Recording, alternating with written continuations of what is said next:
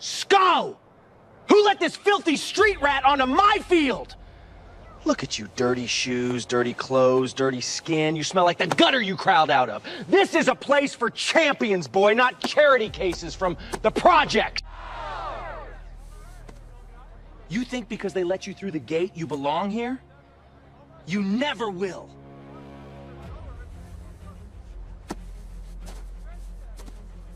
Your kind never does. The boy didn't flinch. 12 years old, a cracked glove on his hand.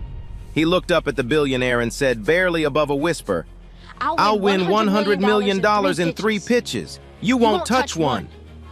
Sullivan's laughter shook the bleachers. 6 weeks later, that laughter died. What did this boy know that a World Series champion didn't? 6 weeks before that moment, on the south side of Chicago, summer pressed down on the neighborhood like a hot hand on a wound. Fire hydrants hissing open for kids who couldn't afford pools. Bass rattling from a passing cutlass with a cracked taillight. Chain link fences rusted at the base, bent where someone had climbed over too many times. On the brick wall of a shuttered grocery store, someone had painted a mural of a black man in a baseball uniform mid-pitch. The paint was peeling. Nobody remembered who it was supposed to be. 3 miles east across the expressway, the glass towers of downtown caught the morning sun and threw it back like a dare. Wesley Irving was 12 years old, and he had never crossed that expressway. Every morning at 6, he sat on a milk crate outside Earl Dawson's batting cage, a rusted wreck wedged between a laundromat and the dead grocery store. Half-collapsed roof, cracked concrete floor, one flickering bulb. A hand-painted sign read, Dawson's Cage, open when I'm here. Earl Dawson was 68, built like a fire hydrant left out in the weather for 40 years. He came out carrying a bucket of baseballs so scuffed the stitching had gone gray, hung targets from the cage ceiling, a tin can, a tennis ball on a string, a cardboard circle no bigger than a fist, and nodded once. Wesley was oiling a glove, slowly like a prayer. The leather had turned nearly black, cracked in 3 places, restitched with a fishing line. 2 letters burned into the thumb, J.I. That glove never left his hand. Wesley threw. The tin can exploded off its wire like a gunshot. The tennis ball snapped off its string. The cardboard punched clean through. 3 throws, 3 kills. Kids walking past stopped at the fence. One whispered, "That ain't normal." Earl scribbled in a small notebook. Dates, velocities, accuracy percentages, grip notes. 4 years of data. Not a diary. A scouting grade development record more detailed than most pro organizations keep for top draft picks. At 6:45, Nina Irving appeared in hospital scrubs. Dark circles so deep they looked like bruises. Breakfast in a brown paper bag. She watched Wesley throw 5 pitches. Every one hit its target with a crack that didn't belong to a child's arm. Her eyes glistened. Pride and fear and a memory buried so deep it pressed against her ribs. She handed the bag through the fence, turned to Earl and said quietly, "Don't let him end up like his father." She left. Double shift, same as yesterday. That night, Earl sat alone in his office, a closet with a desk and a locked drawer. He opened it. Inside, a faded newspaper clipping. James Irving, the arm that could have changed everything. A photograph. A young black man in a professional uniform, mid-pitch. The same glove, the same initials. Earl whispered into the dark, "Not yet." 3 miles east, a different world was breathing. The Lakeshore Lions Youth Baseball Academy. 30,000 square feet of polished hardwood, indoor batting tunnels, pitching labs with biomechanical sensors. Annual registration, $5,000. Parking lot full of Escalades and Range Rovers. The trophy case stretched a hallway long, lit from behind like a museum. At the center of it all, Garrett Sullivan. In his office, walnut desk, World Series trophy photo framed behind him, he talked on the phone about brand alignment, optics, the right image. He said standards 3 times in 2 minutes. He never said talent once. 3-time All-Star, World Series MVP, career .310 hitter. He retired at 38, built a business empire, and came back to youth baseball because he needed to be needed. He ran the Lions with total control and absolute certainty that excellence was something you were born into, not something that wandered in off the street. His son Bryce, 13, practiced alone. Good mechanics, decent arm. Every pitch filmed, every session reviewed by a $200 an hour private coach. Bryce was good, not great. But he'd never needed to be great. Never thrown a rock at a chalk circle because he couldn't afford a ball. Never eaten breakfast from a paper bag on a milk crate at 6 a.m. because that was the only time his mother could see him. Bryce had everything Wesley didn't. Wesley had something Bryce would never understand. But that part comes later. Because right now, a single flyer taped to the laundromat window next to Earl's cage was about to set fire to both worlds. What was on that flyer, and why did Earl Dawson's hands shake when he read it? The flyer said, "Future stars of Chicago, open showcase. All youth players are welcome. Lakeshore Lions Stadium, Saturday, 9 a.m. All youth players are welcome." Earl read that line 3 times. He knew what welcome meant in Lakeshore's language. It meant welcome if you look right, dress right, pay right. But the words were printed in black and white doesn't lie the same way people do. He brought the flyer to Wesley the next morning. The boy studied it the way he studied everything. Quiet, still, absorbing. Earl said, "You walk in there, you show them what you've got, and they can't pretend you don't exist. Your daddy never got his fair shot. You will." Wesley folded the flyer into his back pocket. He didn't smile. He nodded once, the same nod Earl gave him before every drill, the language of men who don't waste words. Saturday, Lakeshore Stadium. Wesley arrived alone.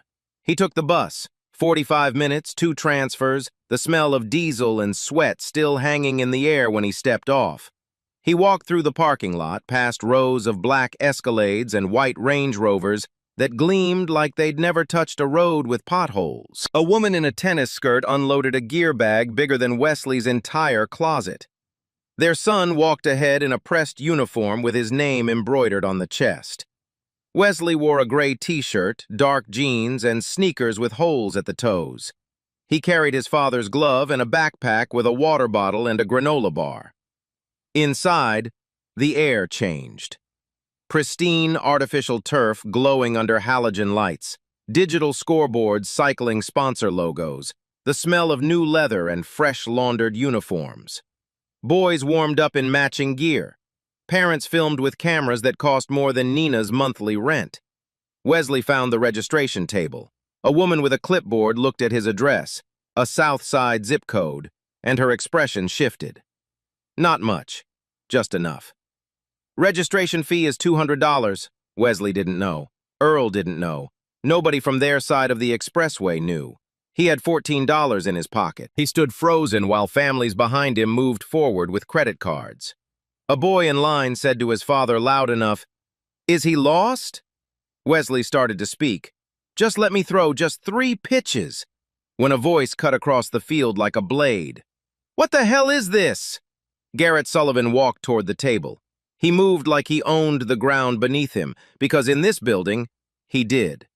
His eyes found Wesley in 2 seconds, and what happened next didn't bother wearing a mask. Sullivan looked Wesley up and down. Sneakers, jeans, gray t-shirt, the old glove. The way you'd look at something stuck to the bottom of your shoe. "Who let you in here?" Wesley opened his mouth. Sullivan didn't let him speak. "No, seriously, who opened the door and thought this was acceptable?" He turned to the registration woman. "Is this a joke? Do we not have standards anymore? Do we just let anyone wander off the street now?" He stepped closer, close enough that Wesley had to look up. "Look at you! You look like you slept in a dumpster. You smell like the bus. You're standing in a facility that costs more per square foot than whatever apartment your mama's renting, and you're holding a glove that belongs in a landfill." He flicked his fingers toward the glove. "What is that, your daddy's? Did he teach you to play in some alley between drug deals? The words landed like fists. Every parent within earshot heard them. Some looked away. None spoke up. Wesley's jaw tightened. His hand closed around the glove so hard his knuckles went pale. Sullivan wasn't done. Let me explain something to you, son. This program exists for athletes, real athletes, kids with real training, real coaches, real futures. Not every kid with a ball and a dream gets to walk in here and pretend he belongs. That's not how the world works, especially not for... He paused, smiled, let the silence fill in the word he didn't say. Your situation. Your situation. The two words hung in the air like smoke. Bryce Sullivan and two teammates had stopped warming up to watch. Bryce called out, grinning, "Nice glove, bro. Garage sale or dumpster?" The boys laughed. The sound bounced off the polished walls and came back louder. A security guard appeared at Wesley's side. "Come on, kid, let's go." Wesley didn't move. Not yet. Something was happening inside him, not breaking, igniting. Every insult Sullivan had thrown was fuel, and the fire had just found oxygen. He looked at the security guard's hand on his arm, then looked past him, directly at Sullivan, who was already turning away, already done, already erasing the boy from his mind. Wesley spoke. Not loud, not screaming, worse, calm. The kind of calm that makes powerful men stop walking. "I'll win $100 million in 3 pitches. Sullivan stopped, turned. The field went quiet. Wesley continued, steady as a heartbeat. "Put a bat in your hand, coach. I don't care that you're a World Series champion. 3 pitches. You won't touch one." For 2 seconds, nobody breathed. Then Sullivan laughed. Not a chuckle, a full, explosive, doubled-over roar. He looked at his coaching staff. "Did you hear that? $100 million. 3 pitches." He pointed at Wesley the way you'd point at a dog doing a trick. "The kid doesn't have $100, and he's talking about $100 million. The laughter spread. Coaches, parents, players. 100 people were laughing at a 12-year-old boy in a gray t-shirt who had just made the most ridiculous promise anyone in that building had ever heard. The security guard pulled Wesley toward the exit. Wesley didn't resist, but his face, jaw locked, eyes burning, glove pressed against his chest, was not the face of a boy who had been defeated. It was the face of a boy who had just set a timer on a bomb. High in the bleachers, a man in an expensive but understated jacket lowered his phone. He had filmed the entire thing. He wasn't laughing. His name was Victor Crane, and he was already making a call. Wesley sat on the bus home, forehead against the window, glove pressed to his chest. He didn't cry. He replayed Sullivan's words, every one, and whispered to himself so quiet only the glass could hear, 3 pitches. That night he sat at the kitchen table in an empty apartment, the glove laid flat in front of him, initials J.I. staring up like eyes. He picked up his phone and typed, "Garrett Sullivan MLB career stats." He read everything, and when he was done, he looked at the glove and said to the empty room, "Who are you? Who are you really?" The answer to that question would change his life, but the person who held it was not his mother. It was a 68-year-old man in a crumbling batting cage and a ghost with the same initials on his hand. What did Earl Dawson have locked in that drawer? And what was Victor Crane doing with that phone call? The apartment was quiet when Nina got home. Wesley was sitting at the kitchen table, the glove laid flat between them, initials up, like evidence in a trial. "Mama, whose glove is this?" Nina set her bag down. "Your grandfather's." "No, it wasn't." He turned the glove over, ran his finger along the stitching. Tight, professional, machine grade. "I looked it up.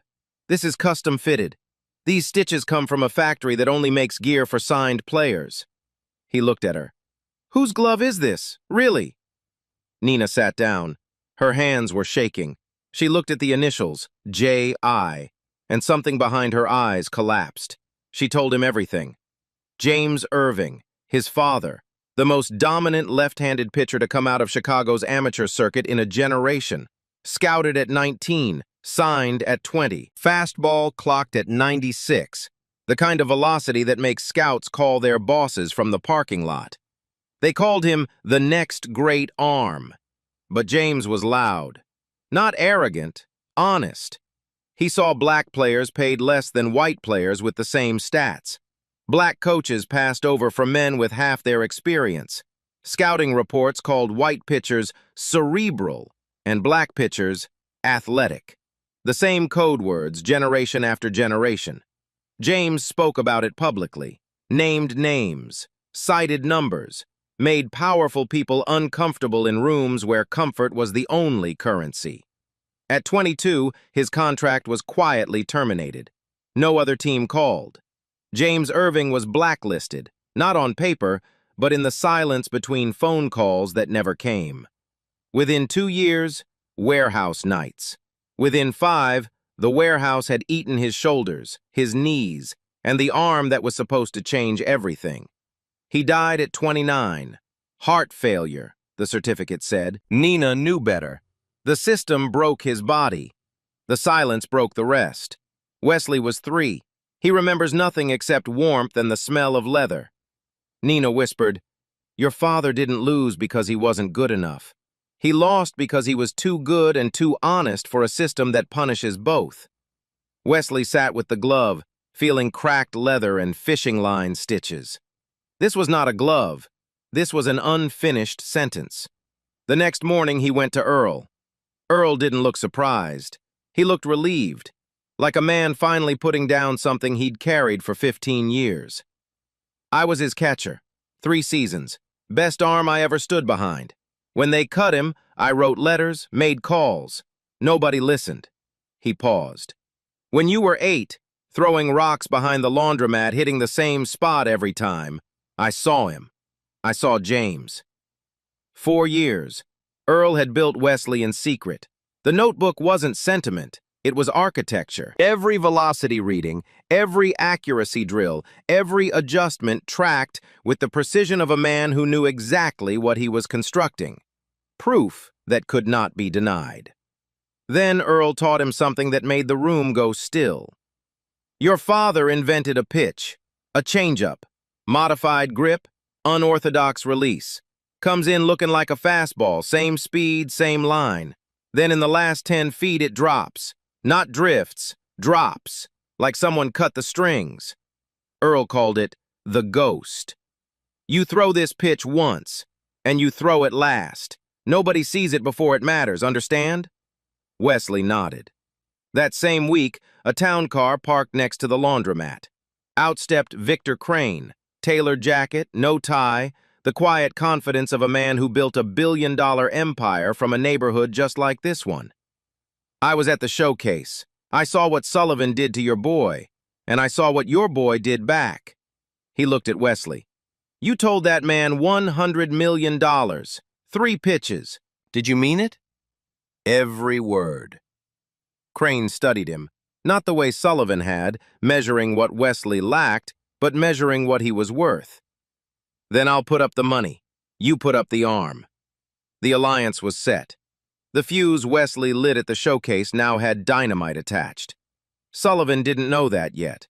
By the time he found out, it would be too late.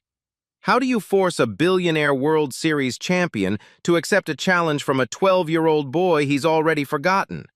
The answer was simple. You don't force a man like Sullivan. You let his pride do it for you. Crane understood Sullivan the way a locksmith understands a lock, not by studying the metal, but by studying the mechanism. Sullivan's mechanism was ego. 18 years after retirement, every media appearance, every trophy case, every coaching clinic existed to reinforce one belief: I am still the greatest. Threaten that belief publicly, and Sullivan had no choice but to respond, because silence, to a man like him, was surrender. Crane sent the challenge through Sullivan's management team, formal, written. One public exhibition at a major Chicago stadium. Wesley pitches 3 balls to Sullivan. Strikeout. Sullivan pays $100 million. Sullivan connects on even 1. Crane pays $100 million. Live broadcast. Full media. Sullivan's lawyers responded in 4 hours. Mr. Sullivan declines. Crane was counting on it. The refusal was step one. Step two, he leaked the story. Not the proposal, the showcase footage. Someone had filmed Wesley's declaration on their phone. Crane made sure it surfaced. The video hit social media like gasoline on a spark. The headline wrote itself. Southside Kid challenges World Series MVP. I'll win $100 million in 3 pitches. Champion refuses. Refuses. That word did more damage than any pitch could. Within 24 hours, every sports blog, every talk show, every barbershop in Chicago was arguing. Within 48, it was national. The video, Wesley, 12 years old, gray t-shirt, holes in his shoes, staring down a billionaire, was shared 2 million times. The narrative split. One side called Wesley delusional, the other called Sullivan a coward punching down at a child. Underneath it all, the racial dimension burned like a wire nobody could cut. A wealthy white champion refusing to face a poor black boy from the South Side. Crane knew the optics. He'd grown up on those streets. He knew exactly what America sees when a powerful white man tells a black child to know his place. Sullivan's PR team released a statement. Mr. Sullivan has nothing to prove against a minor. But the internet doesn't read statements.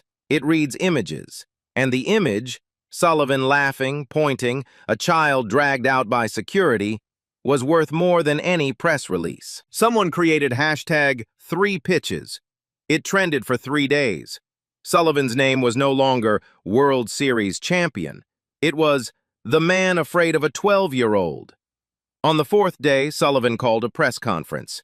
He stood behind a podium flanked by trophies and delivered his response with controlled fury. Fine, I'll face this kid and his little sideshow. When it's over, I'll donate the $100 million to charity and teach him a lesson about knowing his place. Knowing his place. The phrase detonated. He meant authority.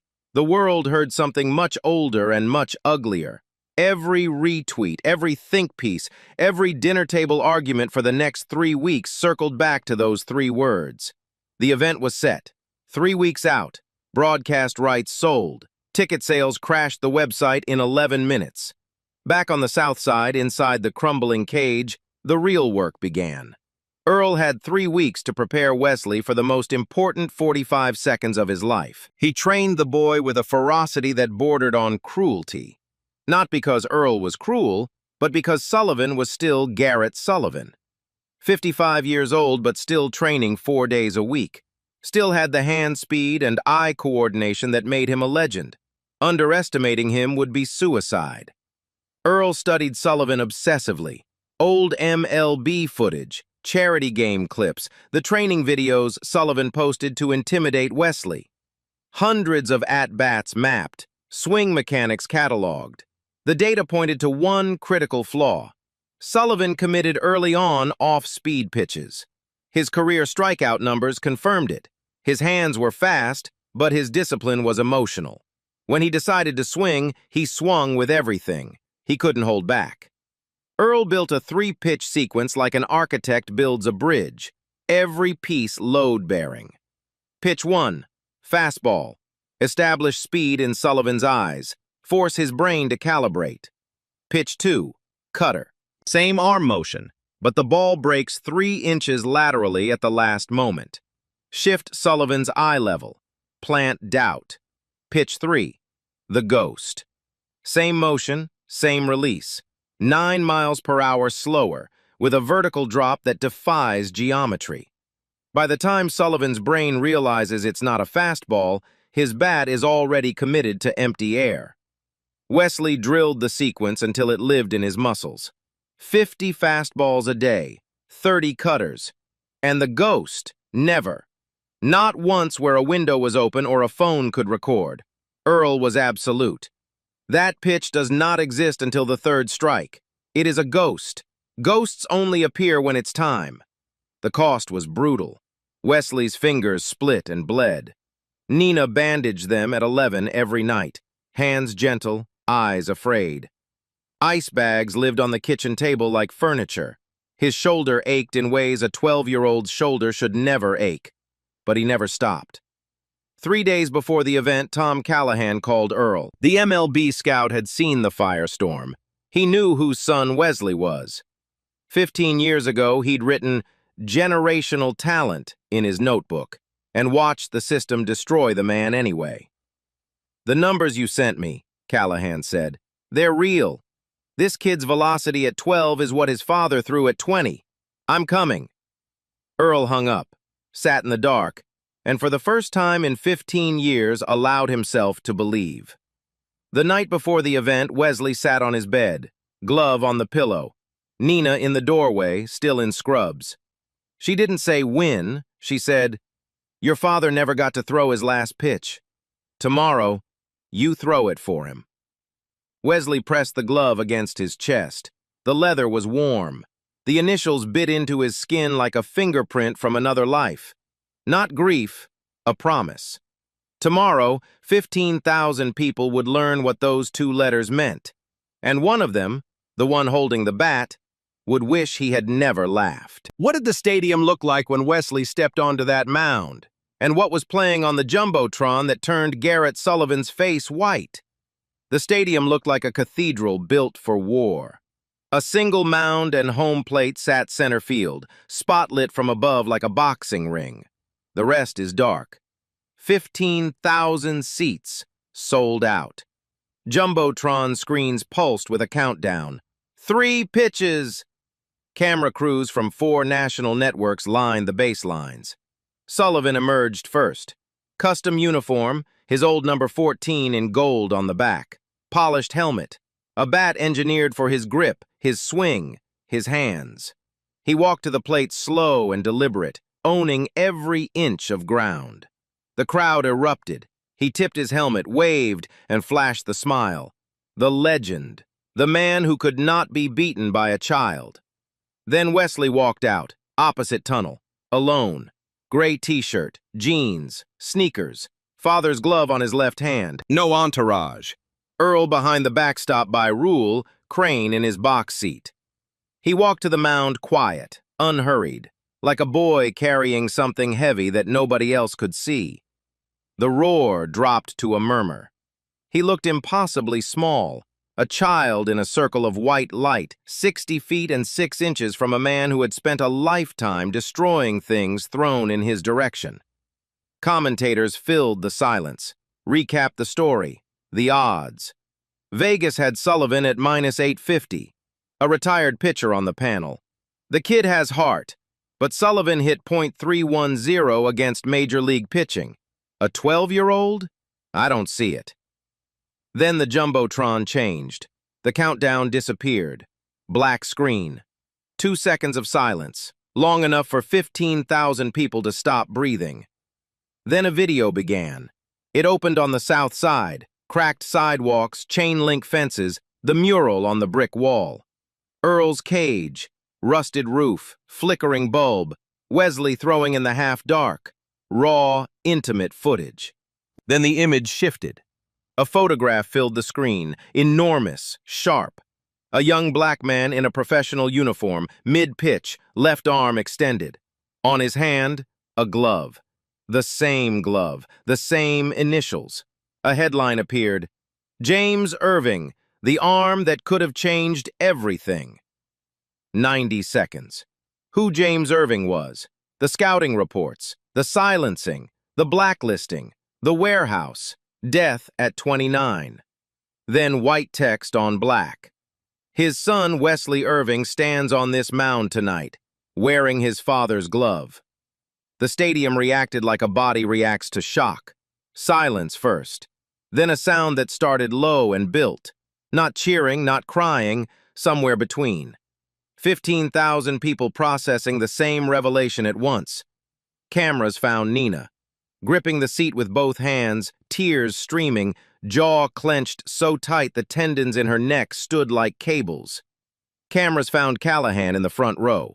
He removed his cap and held it against his chest. Cameras found Sullivan, standing at the plate, bat in hand, staring at the jumbotron. His face had changed. He knew the boy's first name. He didn't know the last name meant that. He didn't know the child he had mocked, humiliated, and dragged off his field was the son of James Irving, the man the system he thrived in had erased. He was staring at a ghost wearing a dead man's glove. His confidence didn't shatter. It cracked, a fracture running through the center of everything he believed about who deserved to stand on this field. In his box, Crane leaned forward. He had planned this reveal to the second, whispered to the empty chair beside him, "This one's for you, James." Behind the backstop, Earl opened his notebook to the last page. His own handwriting. 3 pitches. Make them count. He held it up so only Wesley could see. Wesley read it, nodded once. The umpire stepped forward. Silence so complete you could hear the stadium lights humming 60 feet above. Countdown. Pitch, 1 of 3. Wesley adjusted his father's glove, pressed the initials into his palm, set his feet on the rubber. 15,000 people held their breath. What happened next would be replayed 22 million times, and it started with a fastball that made a World Series champion swing at air. Wesley stood on the mound, 12 years old, 60 feet and 6 inches from a man who had hit baseballs thrown by the best arms on the planet for 15 seasons. 15,000 people in the seats, millions streaming. The air had weight, pressing against skin like the moment before a thunderstorm breaks. He adjusted his father's glove. Cracked leather settled against his palm, initials biting into the skin between thumb and forefinger.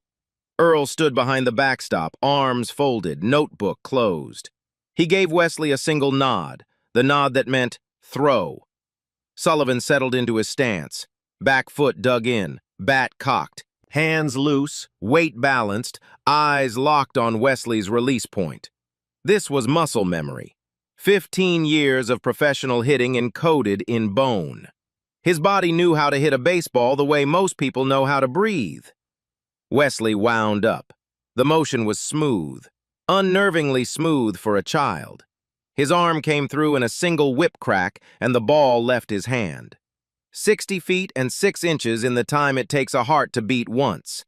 Sullivan's eyes tracked it. His brain calculated. Every signal said fastball. Every calculation said, swing now. He swung. Late. The ball was already buried in the catcher's mitt with a crack that echoed like a rifle shot. Sullivan's bat cut through empty air. Strike 1. The jumbotron flashed. 71 miles per hour. 71 from a 12-year-old arm. From a youth mound, that translates to facing 95 plus from a regulation distance. The stadium gasped. 15,000 throats inhaling at once. A commentator said, "That can't be right," before catching himself.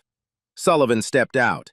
He didn't look at the crowd. He stared at the mound, and for the first time since the challenge was announced, the smirk was gone. Recalculation. The thing on that mound was not what he assumed. Nina sat in the stands, hands clasped, knuckles white as bone. Crane was motionless in his box, radiating intensity. Callahan wrote a single number in his notebook and underlined it twice. Earl's eyes closed briefly.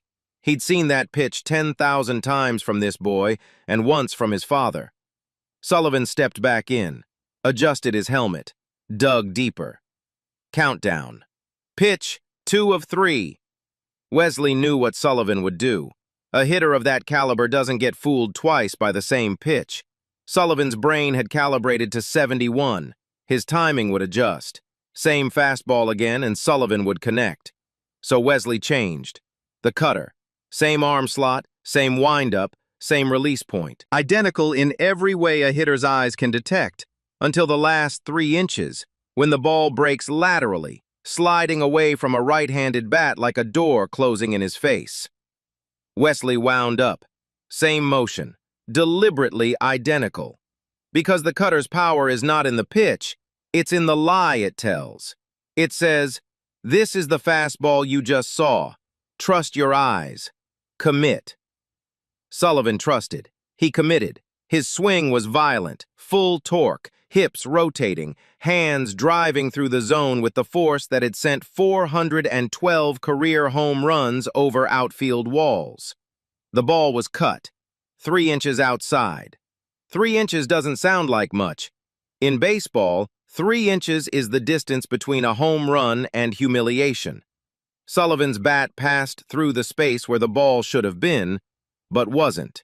The barrel missed by the width of a finger. Strike 2. Half the crowd was on its feet. This was no longer a spectacle. This was reckoning. Sullivan stood at the plate, bat extended, staring at the spot where the ball vanished. Then he stepped out and did something he hadn't done in 18 years. Bounced on his toes. A nervous habit from his playing days. The habit of a man no longer certain he was going to win. He looked at Wesley. No arrogance, no celebration.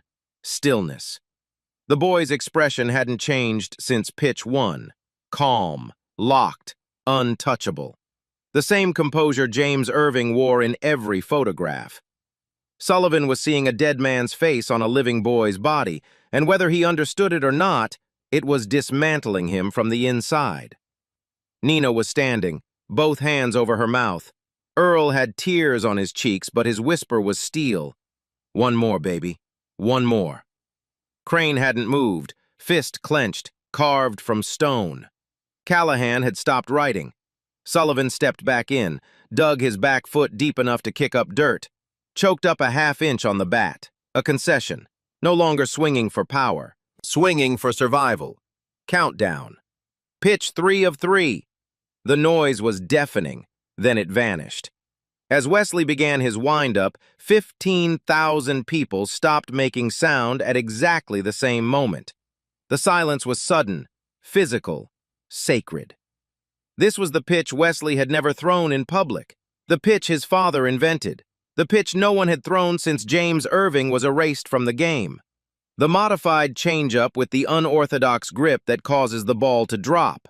Not drift, not fade, drop. Like gravity reaches up and yanks it from the air. The ghost. Wesley wound up. Same arm slot, same motion, same release. To Sullivan's eyes, this was the fastball. Every signal screamed, 71, straight, belt high. 15 years of professional muscle memory locked into a single decision. Swing now, swing hard, end this. He swung with everything. Every ounce of World Series power left in his 55-year-old body. The ball left Wesley's hand at 62 miles per hour, 9 miles slower. An eternity in a hitter's timing. It traveled toward the plate on the same plane, same trajectory, same line. And then, in the last 10 feet, it dropped, as if the air opened a trap door beneath it. 18 inches straight down, falling beneath Sullivan's bat like the ground disappearing under a man's feet. Sullivan's swing cut through empty space at belt height. The ball arrived at knee height. 18 inches of nothing between them. The distance between everything Sullivan believed about himself and the truth. The ball thudded into the catcher's mitt. A soft leather pop that had no right to be the loudest thing 15,000 people had ever heard. Strike 3. 1 second of silence. One full, absolute second in which 15,000 people forgot how to make sound. Then the stadium detonated. Not a cheer, an explosion. A roar that started in the gut of the building and erupted outward like something held underwater too long. Screaming, crying, strangers grabbing strangers. Sullivan stood at the plate, bat hanging. He stared at the mound, at this boy in a gray t-shirt wearing a dead man's glove, and his face crumbled. Not anger, recognition. The recognition of a man who just learned, in front of the world, that the thing he dismissed was the thing that defeated him. Struck out by a ghost. Nina collapsed into her seat, sobbing from a place so deep it didn't have a name. 9 years of silence, 15 years of grief, a lifetime of watching the world ignore what her son carried, all breaking open at once. Earl dropped his notebook, both hands on the fence, head bowed, shoulders shaking. 15 years he had waited, pitch by pitch, day by day, in a rusted cage with scuffed baseballs and a stopwatch. Now it was here. Crane stood in his box, first raised, tears in his beard, silent. Callahan opened his notebook, wrote one word, closed it. Generational. Wesley hadn't moved, glove pressed against his chest. He looked up into the lights. The Jumbotron showed his face, calm, still, untouched by the chaos around him. His lips moved. One word. Too quiet for any microphone, too quiet for anyone except the man whose initials were pressed against his heart. Daddy. 3 pitches, 3 strikes, 1 ghost. But the aftermath of those 45 seconds would be louder than any stadium. And what Sullivan did next shocked everyone who thought they knew how this story ended. The crowd was still roaring when Crane descended from his box seat, walked across the field, and extended his hand to Wesley. Not the way an adult shakes a child's hand, but formally, firmly, as an equal. You just won $100 million, young man. What are you going to do with it? Wesley didn't pause, didn't think. The answer came out the way his pitches came out. Fast, clean, from somewhere deep. Fix my mama's car, and build Earl a new batting cage. The stadium heard it through the field microphones. The roar that followed shook the press box windows. Within an hour, that line would be screenshotted, clipped, shared 4 million times, and printed on T-shirts that hadn't been designed yet. Then Sullivan did something no one predicted. He removed his helmet, set the bat on the ground, and walked, slowly, heavily, like a man carrying the full weight of what had just happened to him, from home plate to the pitcher's mound. The stadium went quiet, not silent, breathless. 15,000 people watching a billionaire World Series champion walk toward a 12-year-old boy he had publicly humiliated 6 weeks earlier.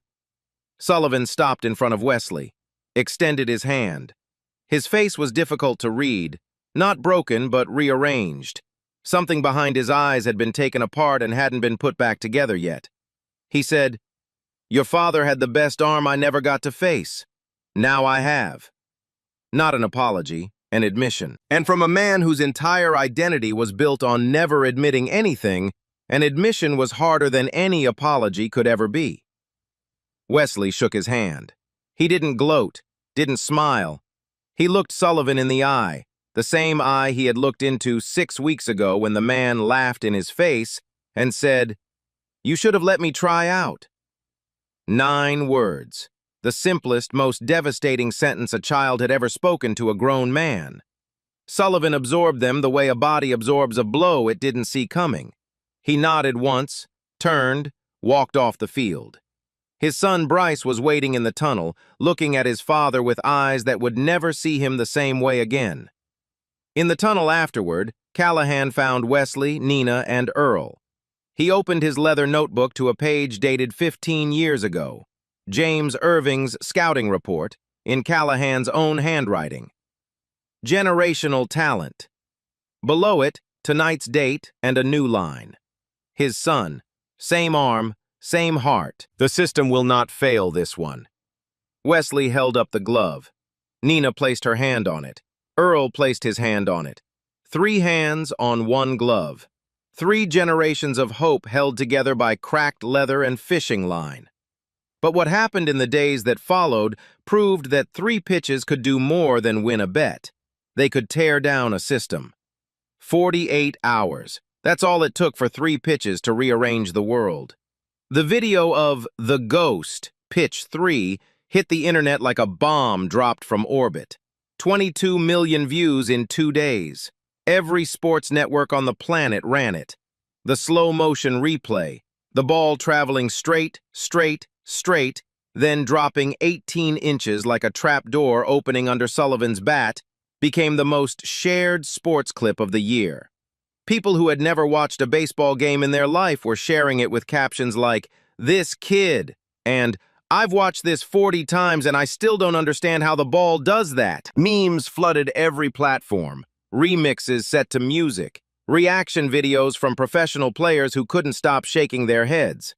A retired Hall of Fame pitcher watched the replay on live television, went silent for 5 seconds and said, "That's not a 12-year-old pitch. That's not even a major league pitch. That's something I've never seen before." The clip of him saying it was shared another 6 million times. Hashtag 3 pitches trended globally for a week.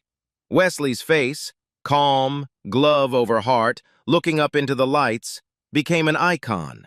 Street artists painted it on walls in Chicago, Detroit, Atlanta, and Los Angeles.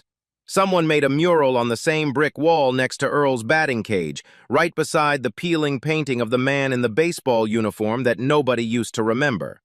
Now everybody remembered.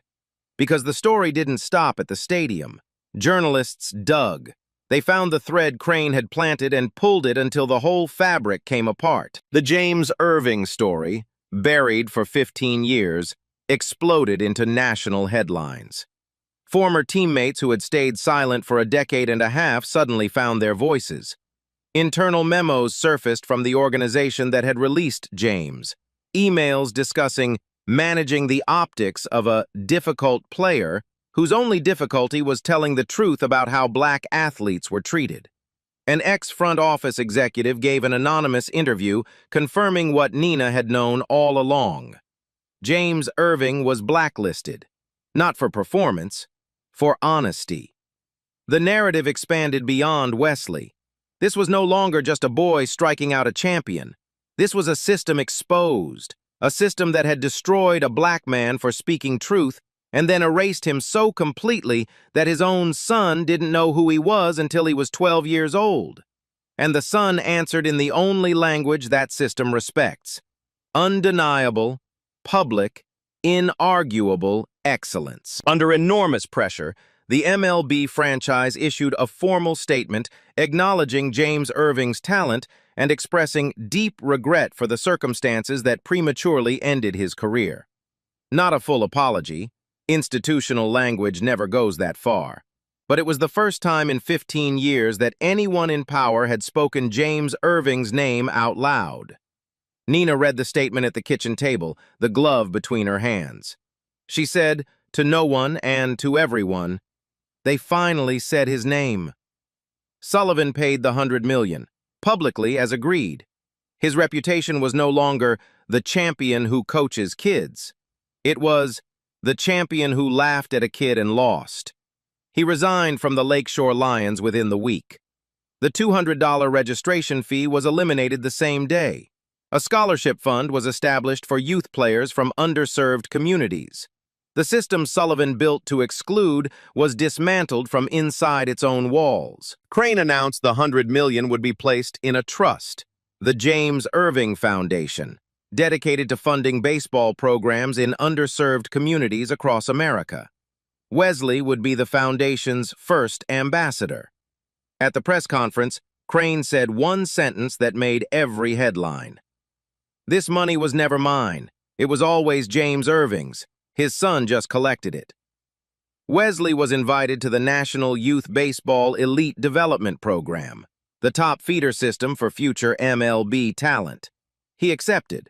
On his first day, he arrived carrying 2 things: a new equipment bag from Crane and his father's glove. Earl closed the batting cage for the last time, donated every piece of equipment to a community center 3 blocks away. On his way out, he taped 2 photographs to the wall by the entrance. Left, James Irving and Earl Dawson, young, grinning, wearing minor league uniforms, arms over each other's shoulders. Right, Wesley Irving on the mound at the challenge, mid-pitch, glove on his hand, face calm as still water. 2 photos, 2 generations, 1 unbroken line. And one last thing. Small, quiet, almost missed. Bryce Sullivan sent Wesley a message through the league's system. It read, "That pitch was unreal. If you ever need a batting partner, I'm around." Wesley wrote back one word: deal. The son was not the father, and sometimes that's where redemption begins. But this story has one more thing to say, and it's not about baseball. Wesley Irving did not win $100 million because he was angry. Anger doesn't strike out a World Series champion. Anger doesn't throw a pitch that drops 18 inches in 10 feet. Anger doesn't stand on a mound in front of 15,000 people and whisper a dead man's name into the lights. Preparation did that. Love did that. A man named Earl Dawson, 68 years old, bad knees, A batting cage held together with rust and stubbornness, spent 4 years building something in secret. Not a player, a promise.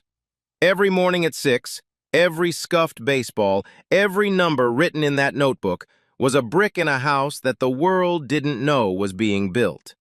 He did it because he loved a man named James Irving, and because he saw that man's arm reborn in a boy who ate breakfast on a milk crate.